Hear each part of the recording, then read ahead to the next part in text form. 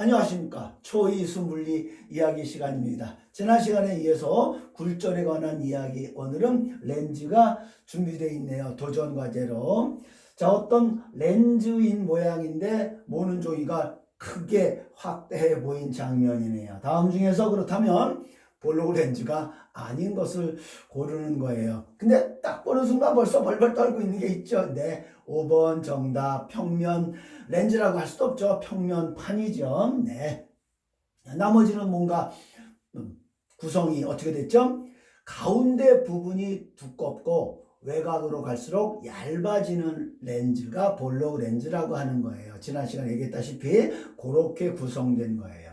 그런데 4번이 조금 의심스러운 학생들도 있는데 가만히 잘 보세요. 외곽이 역시 가늘어요. 그리고 가운데 부분이 두꺼워진 그러한 형태예요. 모양상으로 꼭 오목처럼 보여도 다 가운데 부분이 굵고 외곽이 가늘어서 광선이 들어오면 가운데 부분으로 굴절된, 그래서 초점을 형성하는 렌즈가 바로 볼록인 겁니다. 자, 오늘 이제 렌즈에 관해서, 볼록과 오목에 관해서 한번, 자, 먼저 그 볼록 렌즈에 의한 여러 가지 다양한 상의 종류를 한번 알아보도록 하겠습니다. 자, 투명한 유리 조각을 이렇게 깎아야 하는데, 자, 구면줄기 잡고 이렇게 원을 그리고, 역시나 똑같은 원을 그렇게 그리면 이제 네, 양쪽에 구면 중심이 됐고, 그 다음에 이제 이건 뭐 이렇게 깎은 거예요. 유리를 이렇게 깎은 거예요. 갈릴레이가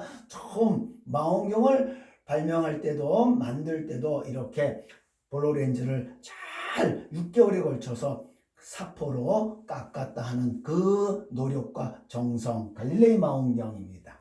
자, 이제 작도상으로 초점이 나란한 광선이 들어가서, 그래서 이제 전부 굴절의 법칙에 따라서 이렇게 모이는 곳이 초점인데, 그게 어디냐면 이제 작도상으로는 이게 굵으니까 그걸 그냥 거의 중심으로 놓고, 그거로부터 구면죽임 사이에 절반의 위치를 우리는 초점이라 한다 이 말입니다. 자, 초점을 어떻게 여러분들이 찾은 것 기억나나요? 초등학교 때. 역시 초등학교 때 우리 다 해봤어요. 인생에서 알아야 될 모든 기본은 초등학교 때 다 한 거야. 네. 수능 물리도 거의 초등학교죠. 기본 지식만 있으면 웬만하면 다 맞출 수 있는 거라고 제가 그렇게 강조하는 이유가 되는 거예요. 볼록 렌즈로 햇빛에 쫙 검은 종이를 딱 해서 모아가지고 태워본 적 있죠? 예, 그거. 막 해서 그냥 그 시커먼 그 종이가 막 타잖아요. 그때 그 모아진 태양볕이 수학적인 점이든가요? 아니잖아요. 근사라고 얘기했잖아요. 그래서 일정 크기가 보여지는 거죠. 그렇습니다. 그게 대충 이제 요 근처란 말이야. 요 근처. 됐죠? 네. 자, 이제 나란한 광이 원래가 여기서 한번 굴절, 또 여기서 한번 굴절 되나, 이제 편의적으로 그렇게 굴절의 법칙에 따라서 모인 곳이 초점이다 하는 거니까, 이렇게. 그러니까 편의적으로 우리가 그릴 때는 렌즈의 중심까지, 그래서 한 번에 이렇게 꺾는 걸로 그리셔도 무방해요. 다음에 렌즈의 중심을 향해서 이제 여기서 어떤 물체의 이제 화살표 끝에서 출발한 광선이에요. 자, 여기를 향해서 그렇게 들어갔습니다. 직진해서 여기도 역시 여기서 굴절인데 거의 그 방향은 변함이 없어. 직진해서 여기서 벌써 만났네요. 화살표 끝이 이렇게 상이 만들어진다는 것을 뜻하는 겁니다. 자, 이번에는 이쪽 초점을 향해서 들어간 광선이 있다면 그것은 바로 쫙 해서 나란하게 나간다 이 말입니다. 거꾸로 이렇게 가는 거니까. 그래서 세 가지 광선이면 그 중에 이제 두 개 아무거나 선택해서 그릴 수 있으면 되는 거예요. 그래서 이제 여기서 헤어진 광선들이, 요 사이로 헤어진 광선들이 요렇게 모여서 딱 이 물체와 뒤집어진 도립이라고 그랬어요. 그리고 실제의 광선이 만나 이룬 걸 실상이라 했다 이 말입니다. 됐죠? 네.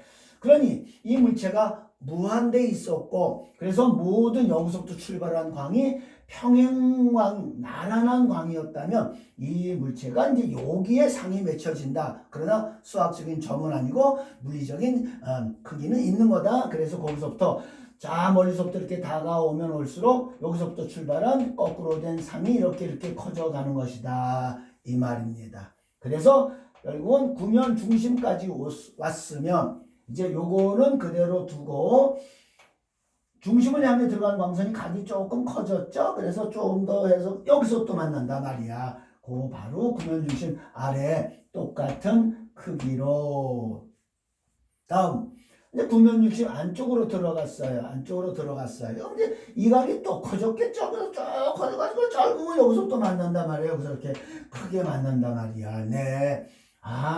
계속해서 초점에 가까이 오기까지는 상은 자꾸 실상은 자꾸 이렇게 커져 가는구나. 그러다 초점에 딱 오는 순간, 네, 이 광선에 여기서 출발한 중심을 향한 광선이 이렇게 나란하게 나가요. 나란하게. 그래서 만날 수가 없구나. 상을 만들지 못한다. 이 말입니다. 거울이든 렌즈등 간에 초점에 있으면 상을 만들 수가 없어요. 네. 그러다가 이제 안쪽에 들어가면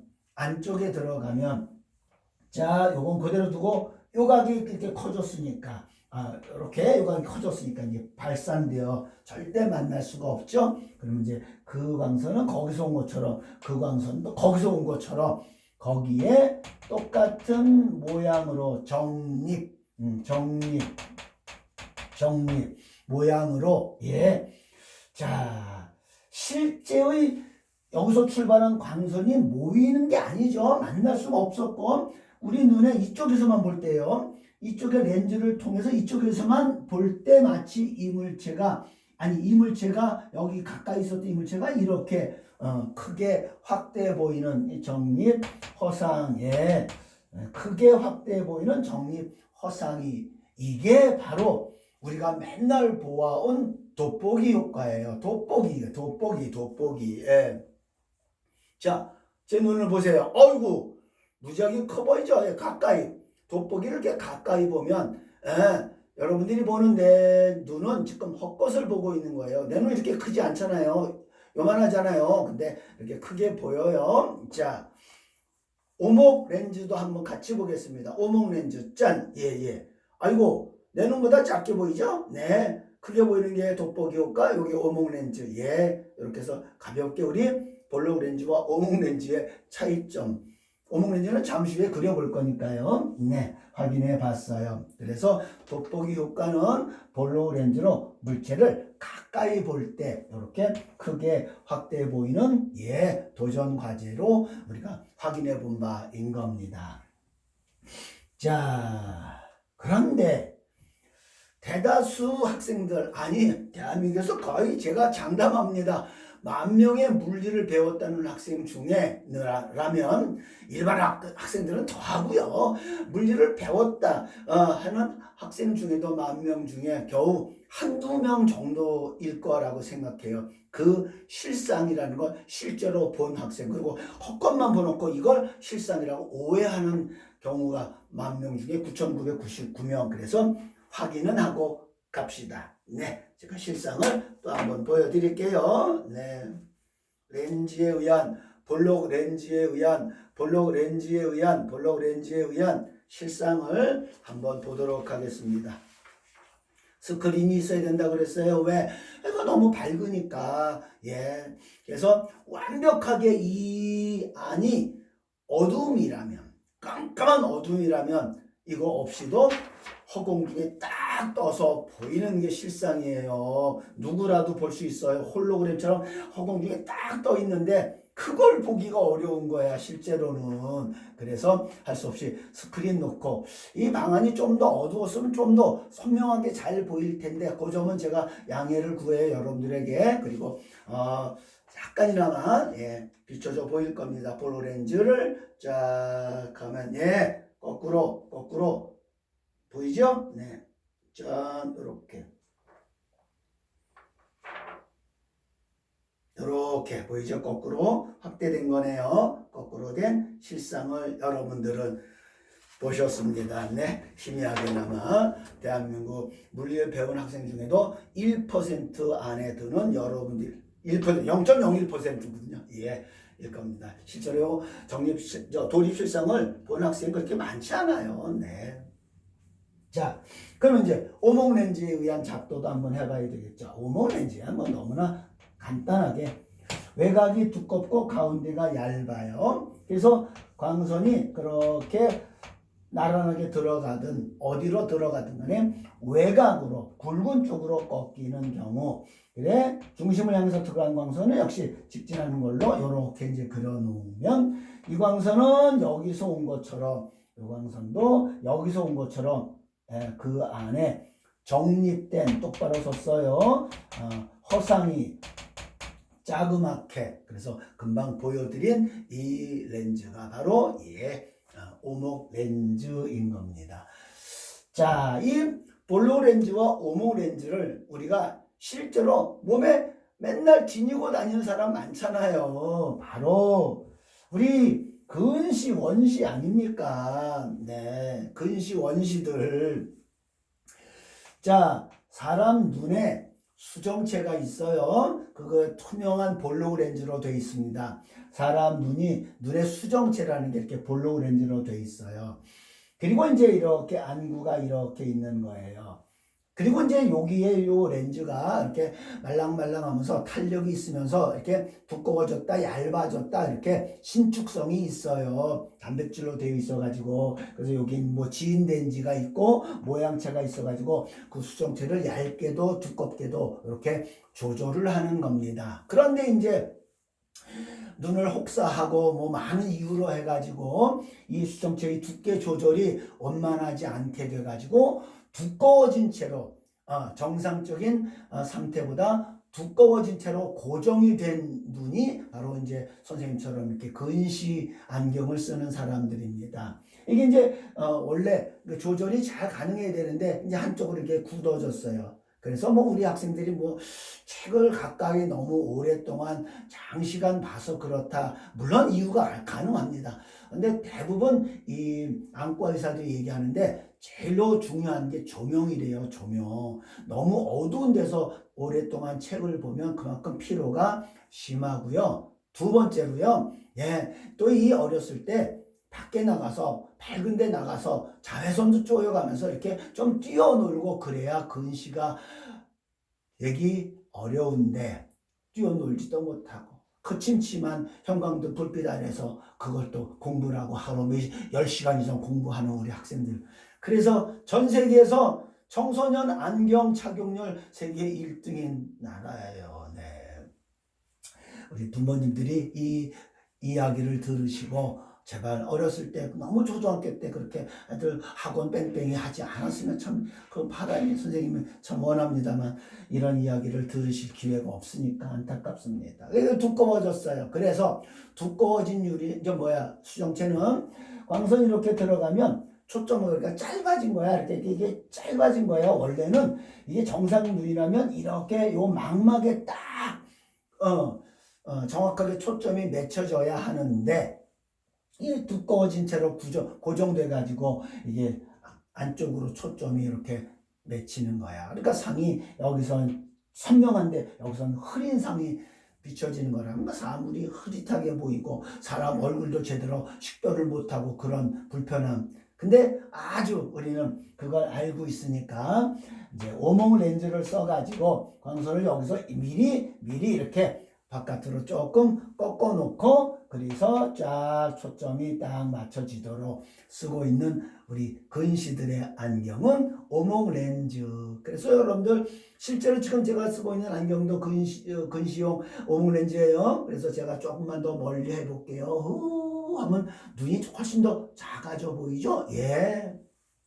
이렇게 해서 교정을 하고 있는 거예요. 그러니까 인간이 만든 수많은 발명품 중에 이 안경의 발명이 100대 발명품의 하나에 꼭 들어가는 거예요.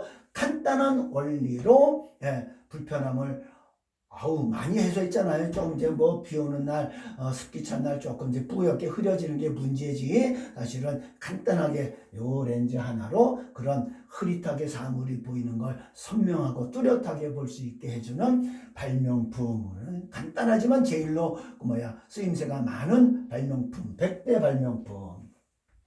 반대로 이제 이게 얇아졌어요. 얇아진 채로 이제 굳어진 사람들, 특히나 안과 의사들이 이야기합니다. 이건 거의 예외가 없답니다. 예외가 없대요. 생물학적인 나이로 만 한 45세 정도 근처에서 다 이렇게 노안이 온답니다. 이렇게 얇아진 채로 또는 뭐 안구의 변형도 있다고 하지만 대부분은 이렇게 수정체의 변형된 형태가 이제 고정된 경우 이제 노안이라고 하는 원시라고 하죠. 원래부터 이런 또 상태를 원시라고 합니다. 그게 이제 초점머리가 이렇게 길어져서 또 이제 흐릿하게 안 보이는 거야. 특히 가까운 게 잘 안 보여요. 신문을 읽을 수가 없는 사람들, 그런 사람들은 이제 바로 어떻게 이제 볼로 렌즈를 하나 더 끼우면 거기서 한 번 더 그렇게 꺾여서 그래서 여기서 한 번 더 꺾여가지고 초점이 딱 맺혀질 수 있게 그렇게 만든 교정인저, 그게 바로 이제 원시 안경 볼록 렌즈. 볼록 렌즈 원시 안경 쓴 사람은 눈알이 커 보이는 거잖아요. 좋습니다. 자, 이 렌즈로 우리 인간은 그까이 거 뭐 사물이 선명하게 보인다 수준도 아니고, 우리는 저 멀리 있는 저 우주의 천체들을 우리는 보잖아요. 하늘의 본 모습을 우리는 망원경을 발명해서 보잖아요. 멀리 있는 물체예요. 너무나 멀리 있어서 작게 보여서 안 보이잖아요. 그거를 커다란 볼록 렌즈로 상을 일단 만들어 놓고, 실상을 딱 만들어 놓고, 요 안은 이제 어둠 상자예요. 어둠 상자로 요 허공 중에 그 경통이라 하죠. 경통 속에 상이 딱 실상이 맺혀지고, 그리고 그것을 또 다른 볼록 렌즈로 가까이 보는 돋보기 효과, 그렇게 해서 이렇게 꺾이게 해가지고 초점 전에 내가 이렇게 보면 마치 그 광선이 거기서 온 것처럼, 거꾸로 된 정립 허상을 보는 것이다. 여기는 실상이지만 그걸 돋보기 효과로 볼록 렌즈로 가까이 보는 거예요. 그랬을 때 이제 이렇게 크게 보이는 거야. 그래서 우주에 저 멀리 있는 은하계들도 보고 있는 거죠. 자, 이게 돋보기. 그리고 요거를 고스란히 90도 이렇게 옮겨 볼게요. 다시 그리지 않겠습니다. 요걸 고스란히 옮겨 놓고, 이번에는 실제로 너무 작아서 안 보이는 미생물들을 보는, 그게 현미경이잖아요. 실제로 너무 작아서 망원경은 너무 멀리 있어서 작게 보이는 걸 크게 확대해 보는 때, 이번에는 실제로 너무 작아. 그거를 요런 똑같은 방법으로 해서 크게 확대해 보는, 그래서 뭐 세포도 보고 박테리아도 보고 요즘이야 전자현미경으로 바이러스도 보고, 원리는 똑같습니다. 그래서 요걸 물체와 가까이 있는 이 렌즈를 뭐 대물 렌즈다, 눈과 가까이 있다를 저반 렌즈다, 그죠? 이렇게 얘기하지만 이렇게 상의 작도적 원리만 아시면 되는 거예요. 그래서 인간은 안경도 발명해서 보고 있고, 망원경도 발명하고, 또 현미경도 발견해서 극미의 세계도 보고, 극대의 세계도 볼 수 있는 이 인간의 물리학의 개가지요. 오늘은 렌즈에 관한 이야기였습니다.